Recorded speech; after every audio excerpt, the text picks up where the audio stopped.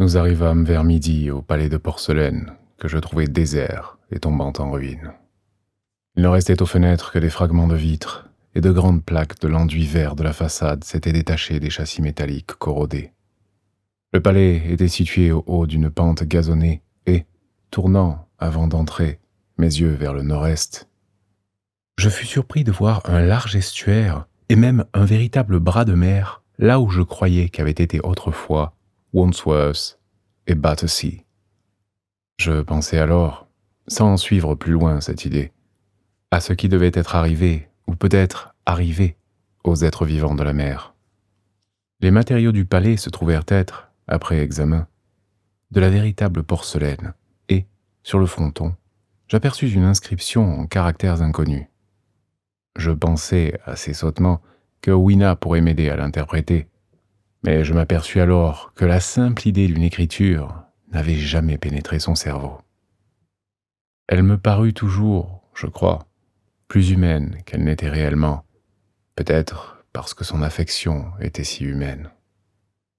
Au-delà des grands battants des portes, qui étaient ouvertes et brisées, je trouvais, au lieu de la salle habituelle, une longue galerie éclairée par de nombreuses fenêtres latérales. Dès le premier coup d'œil, j'eus l'idée d'un musée. Le carrelage était recouvert d'une épaisse couche de poussière, et un remarquable étalage d'objets variés disparaissait sous une pareille couche grise. J'aperçus alors, debout, étrange et décharné, au centre de la salle, quelque chose qui devait être la partie inférieure d'un immense squelette. Je reconnus, par les pieds obliques, que c'était quelque être disparu du genre Megatherium. Le crâne et les os de la partie supérieure gisaient à terre, dans la poussière épaisse, et, à un endroit où la pluie goutte à goutte tombait de quelques fissures du toit, les os étaient rongés. Plus loin se trouvait le squelette énorme d'un brontosaure. Mon hypothèse d'un musée se confirmait. Sur l'un des côtés, je trouvais ce qui me parut être des rayons inclinés, et, essuyant la poussière épaisse, je trouvais les habituels casiers vitrés, tels que nous en avons maintenant. Mais ils devaient être imperméables à l'air, à en juger par la conservation parfaite de la plupart des objets qu'ils contenaient. Évidemment, nous étions au milieu des ruines d'un des derniers musées d'histoire naturelle. C'était apparemment ici la section paléontologique qui avait renfermé une splendide collection de fossiles, encore que l'inévitable décomposition, qui avait été retardée pour un temps et avait par la destruction des bactéries et des moisissures perdu les 99 centièmes de sa force, se fut néanmoins remise à l'œuvre, sûrement, bien que lentement, pour l'anéantissement de tous ces trésors. Ici et là, je trouvais des vestiges humains sous forme de rares fossiles en morceaux ou enfilés en chapelets sur des fibres de roseaux. Les étagères, en divers endroits, avaient été entièrement déplacées par les Morlocks, à ce qu'il me parut. Un grand silence emplissait les salles. La poussière épaisse amortissait nos pas.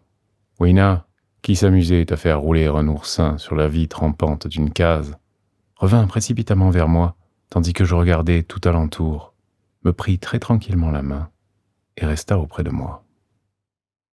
Tout d'abord, je fus tellement surpris par cet ancien monument, légué par un âge intellectuel, que je ne pensais nullement aux possibilités qu'il offrait.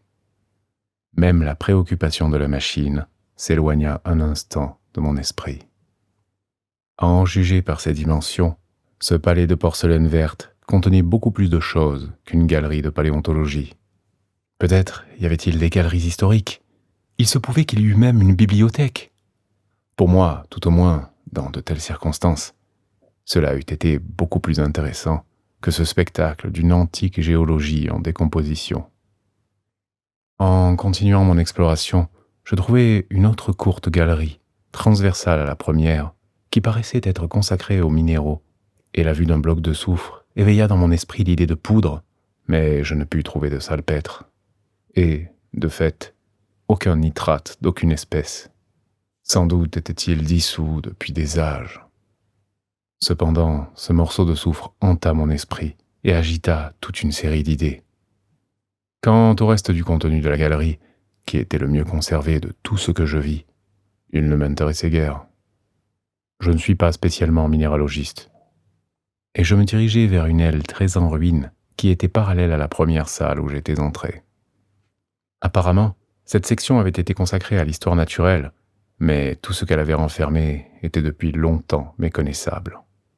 Quelques vestiges racornis et noircis de ce qui avait été autrefois des animaux empaillés. Des momies desséchées en des bocaux qui avaient contenu de l'alcool.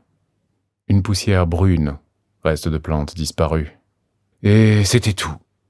Je le regrettais fort, car j'aurais été heureux de pouvoir retracer les patients arrangements au moyen desquels s'était accomplie la conquête de la nature animée.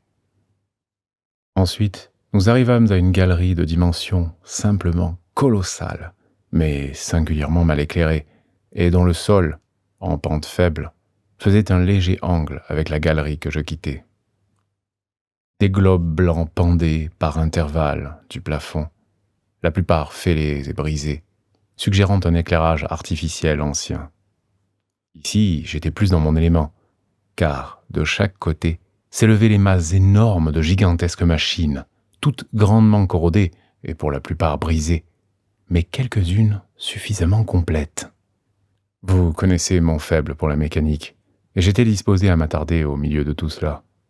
D'autant plus qu'elles offraient souvent l'intérêt d'énigmes, et je ne pouvais faire que les plus vagues conjectures quant à leur utilisation. Je me figurais que si je pouvais résoudre ces énigmes, je me trouverais en possession de pouvoirs qui me seraient utiles contre les Morlocks. Tout à coup, Wina se rapprocha très près de moi, et si soudainement que je tressaillis. Si ce n'avait été d'elle, je ne crois pas que j'aurais remarqué l'inclinaison du sol de la galerie.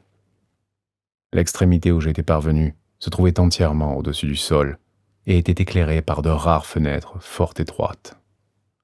En descendant, dans la longueur, le sol s'élevait contre ces fenêtres jusqu'à une fosse semblable au sous-sol des maisons de Londres, qui s'ouvrait devant chacune d'elles, avec seulement une étroite ligne de jour au sommet.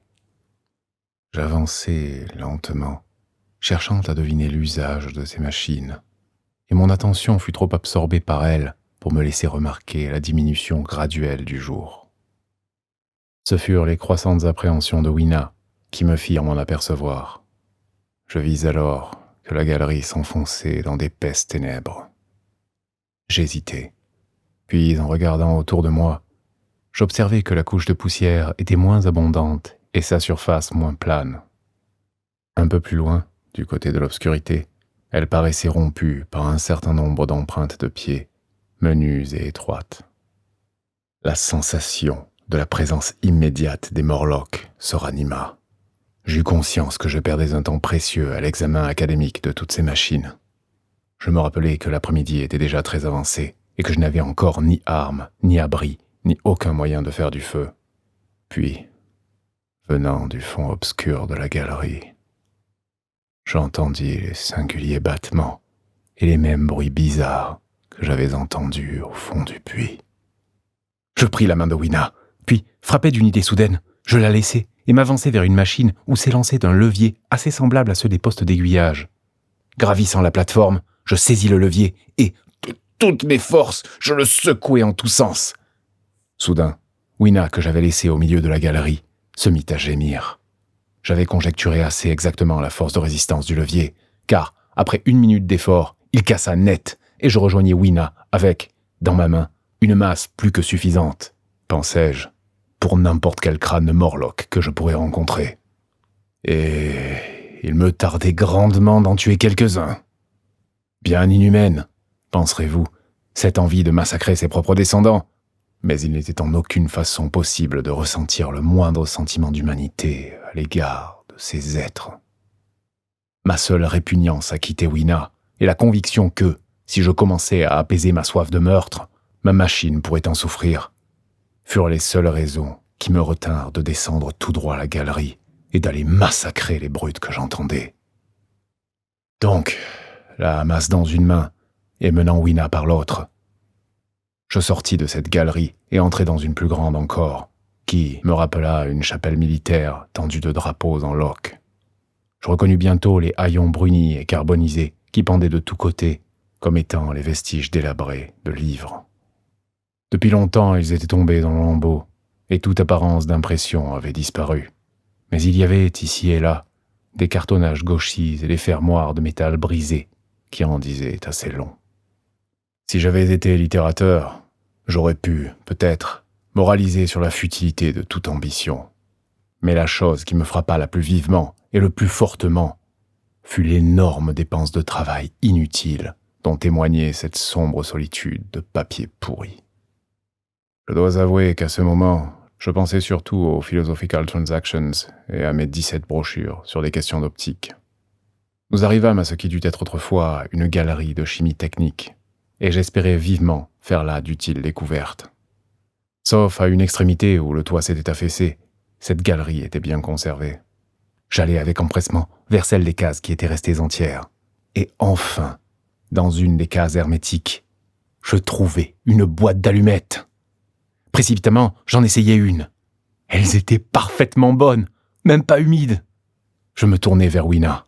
« Danse !» lui criai-je dans sa propre langue. Car maintenant, j'avais une arme véritable contre les horribles créatures que nous redoutions. Aussi, dans ce musée abandonné, sur l'épais et doux tapis de poussière, à la grande joie de Weena, j'exécutai solennellement une sorte de danse composite, en sifflant aussi gaiement que je pouvais l'air du pays des braves. C'était à la fois un modeste cancan, une suite de trépignements et une danse en jupon, autant que les basques de ma veste le permettaient, et en partie une danse originale, car j'ai l'esprit naturellement inventif, comme vous le savez. Je pense encore maintenant que c'est un heureux miracle que cette boîte d'allumettes ait échappé à l'usure du temps, à travers d'immémorables années. De plus, assez bizarrement, je découvris une substance encore plus invraisemblable. Du camphre. Je le trouvai dans un bocal scellé qui avait été fermé d'une façon absolument hermétique.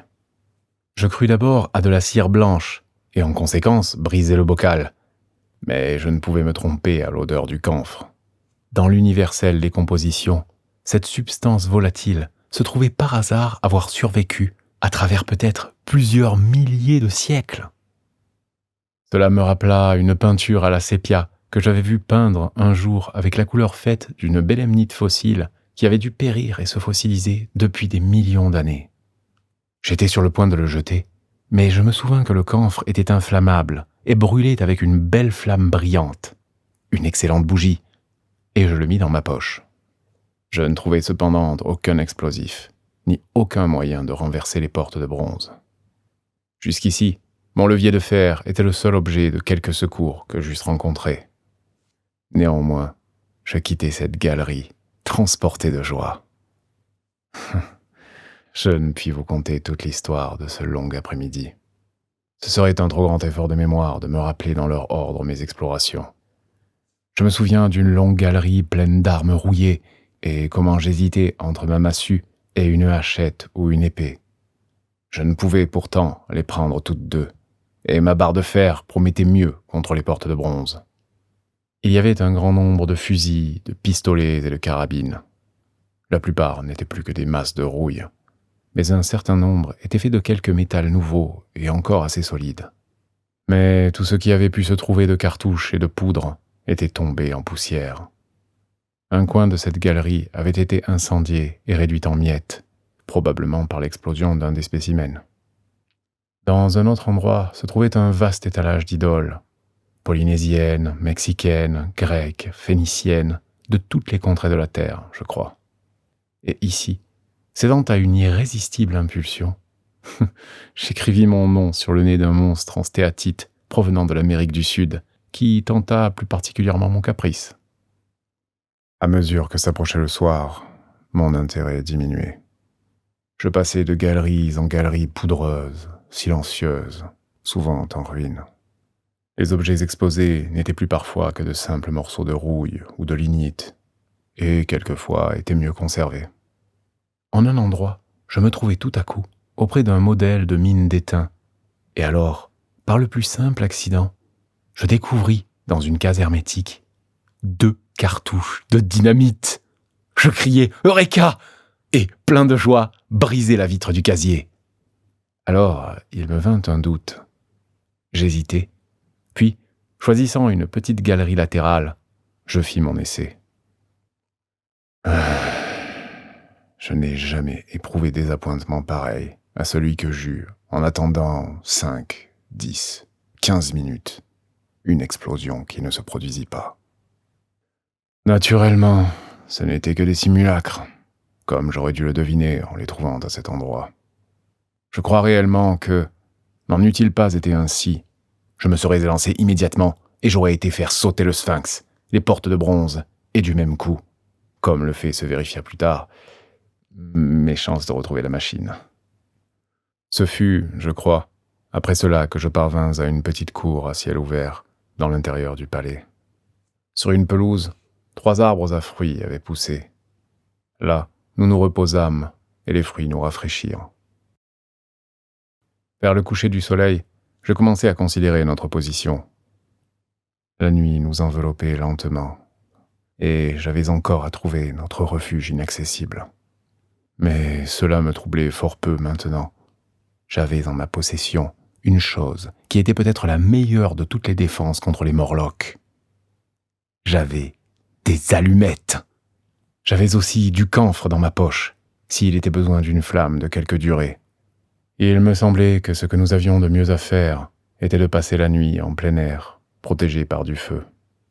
Au matin viendrait la conquête de la machine. Pour cela, je n'avais jusqu'ici que ma massue de fer. Mais maintenant, avec ce que j'avais acquis de connaissances, j'éprouvais des sentiments entièrement différents vis-à-vis des portes de bronze.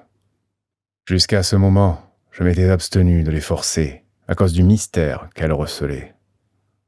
Elles ne m'avaient jamais fait l'impression d'être bien solides, et j'espérais que ma barre de fer ne serait pas trop disproportionnée à l'ouvrage.